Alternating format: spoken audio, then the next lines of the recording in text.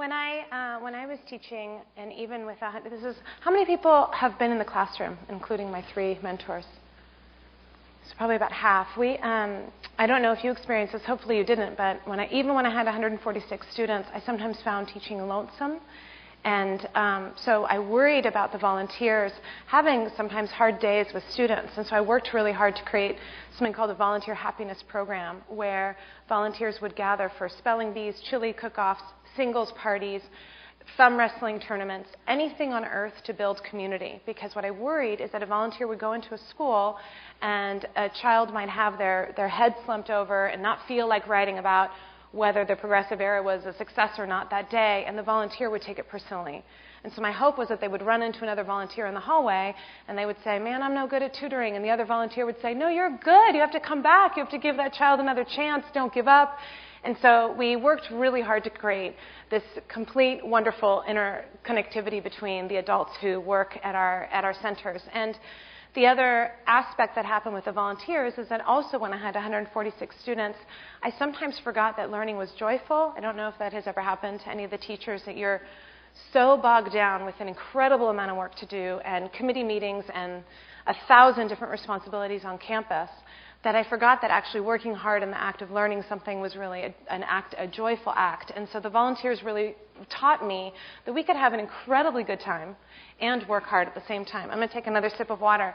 I want to say, though, out of the different academic programs, my absolute favorite is when we send teams of volunteers into the schools to help teachers where they are with these big, magnificent projects that they invent.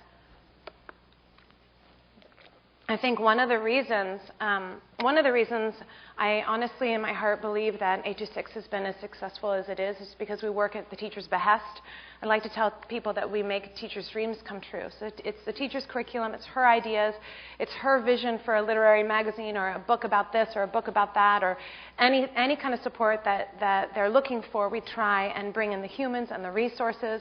And I learned, having worked in schools, we don't ask the principal for any money. So we've gotten away with all of this incredible support that we've given teachers. So with that, so that's the basics of the program. I usually speak too quickly. My students would say, Miss Clements, you're going too fast." Am I going too fast? Everybody's up to speed? All right. So those are the 4 basic programs that we started in San Francisco in that first year, including going into the classroom and including these professional publications, which I'll tell you about in a second. So we opened in 2004 in Brooklyn, and this is a superhero supply store where you can buy things like the speed of light, which is really necessary for superheroes.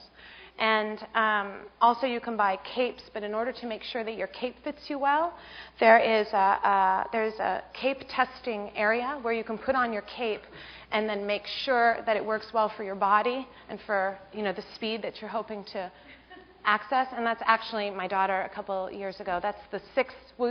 If we have time for questions, you can ask me about this or my topic, but she's the 6th Nínive in my family.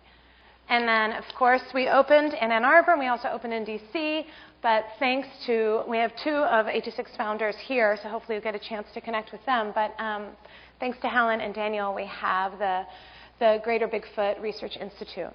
So those are all the chapters, and I tell teachers there's going to be a moment where you feel like you can't breathe. No one likes the project anymore. No one wants to continue, and somehow every single time, isn't that true?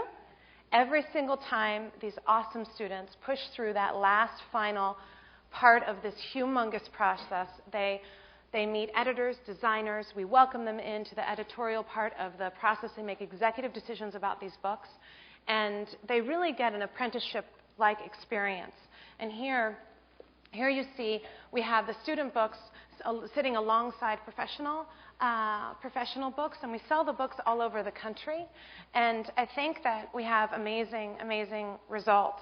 I always love to imagine, we try and put the books in independent bookstores, and I love to imagine a teenager running down the street and seeing a bookstore and running with a friend and then grabbing the friend and saying, "Well, let's go in and let's see if my book is there," and then finding their book on the bookshelf and just showing their friend their name and a table of contents and what that would mean. And then, of course, teenagers, $16 is a lot of money, so then I imagine the child probably puts the book back and then runs off, but leaves really incredibly elated.